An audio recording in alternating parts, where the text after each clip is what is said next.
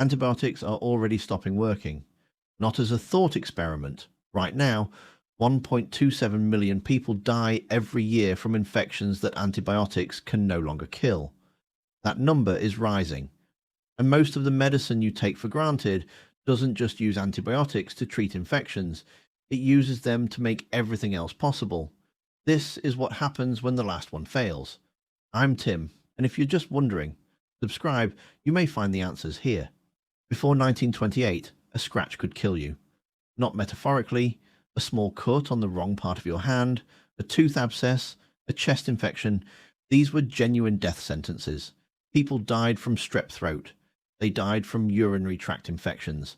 They died from the kind of thing you now treat with a 3-day course of tablets you don't even finish. Alexander Fleming changed that.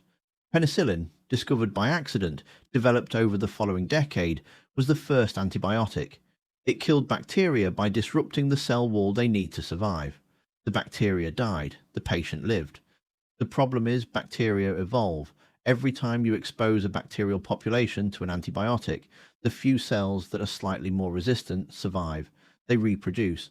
Over time, sometimes very little time, the resistant strain dominates.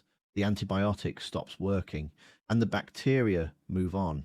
Fleming knew this. He warned about it in his Nobel Prize acceptance speech in 1945. We've had 80 years to take it seriously. We haven't. The first thing to disappear isn't the treatment of infections. It's everything that depends on antibiotics to function at all. Hip replacements, knee replacements, C-sections, organ transplants, chemotherapy. None of those are antibiotic treatments, but all of them rely on antibiotics to be survivable. When surgeons replace your hip, they open your body and install a foreign object. The infection risk is catastrophic. Antibiotics administered before, during, and after surgery are what prevent that infection from killing you. Without effective antibiotics, hip replacement surgery has a complication rate that makes it effectively unperformable. The same goes for knee replacements, spinal surgery, most elective procedures. Chemotherapy works by suppressing your immune system. That's deliberate. You're targeting fast-dividing cells, and cancer cells divide fast. But so do immune cells. Chemo patients spend weeks with essentially no immune defense. Antibiotics are what stop opportunistic infections, killing them during that window. Remove effective antibiotics, and chemotherapy becomes too dangerous to administer. Cancer treatment, as we currently practice it, collapses. Organ transplant patients take immunosuppressants for life to stop their bodies rejecting the new organ. Same problem. Transplant medicine disappears. This is what most people miss when they think about antibiotic resistance. It's not just about treating infections. It's about whether the rest of modern medicine can function at all. Now, add back the infections. Antibiotics were invented to treat in the first place. Urinary tract infections, almost universally survivable now, progress to kidney infections. Kidney infections become sepsis. Sepsis kills. In England alone, sepsis already claims around 48,000 lives a year, even with functioning antibiotics. The numbers without them don't bear easy calculation. Pneumonia, which antibiotics pushed from a leading cause of death to a manageable illness, starts taking people again. Before antibiotics, bacterial pneumonia killed millions globally every year. That's not ancient history, it's within living memory. A world without working antibiotics returns to those statistics. Tuberculosis is the one worth watching most carefully. TB kills 1.3 million people a year even now with antibiotics. Drug-resistant TB already exists and is spreading. Extensively drug-resistant strains have been found on every inhabited continent. In a world where antibiotics have failed, TB returns to what it was before streptomycin in 1943. A slow, progressive death sentence, attacking the lungs, the spine, the brain. And because TB is airborne, it doesn't need a wound or a hospital. It needs a bus, a classroom, a lunch queue. The phrase death from a simple infection re-enters the medical vocabulary as a routine event, not a tragedy. Here's what most people don't know.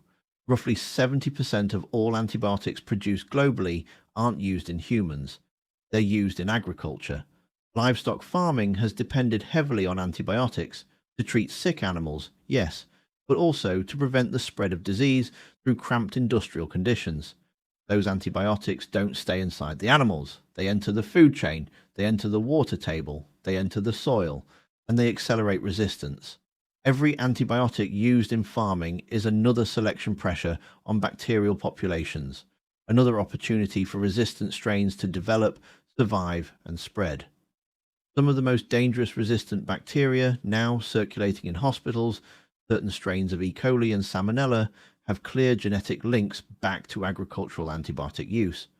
So even if human medicine used antibiotics with perfect discipline, which it doesn't, the agricultural pipeline would keep producing resistance. The two problems aren't separate. They're the same problem, running simultaneously through two different systems. What does medicine look like without antibiotics? Some of it adapts. Phage therapy, using viruses that specifically target and kill bacteria, was being explored before antibiotics made it irrelevant. It's being revisited now. It works in some cases. It isn't a replacement. Surgical technique becomes more conservative. Longer recovery times, more sterile environments, fewer elective procedures. The casual relationship modern medicine has with routine surgery ends. Operations become a last resort again, not a scheduling question. The United Nations has projected that by 2050, if resistance continues at current trajectories, drug-resistant infections could kill 10 million people per year. That's more than cancer kills today, more than road accidents, diabetes, and diarrheal disease combined.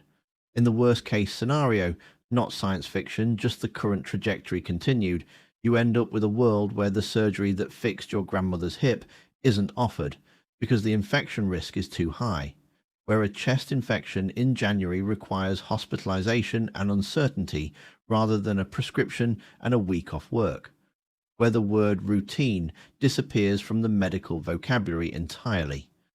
Fleming discovered penicillin in 1928. He warned about resistance in 1945. The world's first antibiotic-resistant infection was recorded shortly after. We had almost a century to take this seriously. We used that century to put antibiotics in animal feed, overprescribe them for viral infections they can't touch, and failed to develop new ones because the economics didn't make it worth anyone's while. The bacteria were never going to stop evolving. We just forgot that we needed to keep up. Which raises a question. If a pathogen evolved that spread faster than we could trace it, killed before we could treat it, and hit a medical system that was already losing, what would actually happen? Well, you will need to watch the video on screen now to find out.